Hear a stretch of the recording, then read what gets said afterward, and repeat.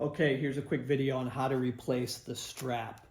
So the first thing you want to do is you want to locate the side with the fixed loop. So that's this side, not the adjustable side.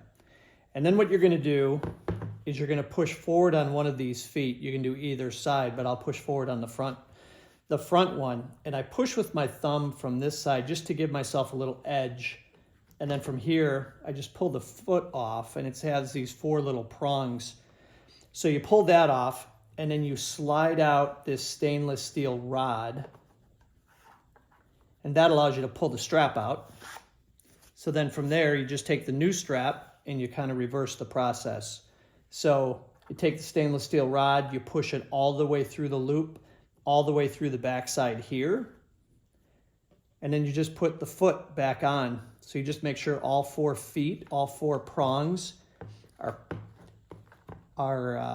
centered on those holes, and you want to make sure that it's nice and tight and fitted along here, and then you feed the strap through and you're ready to go. Pretty simple.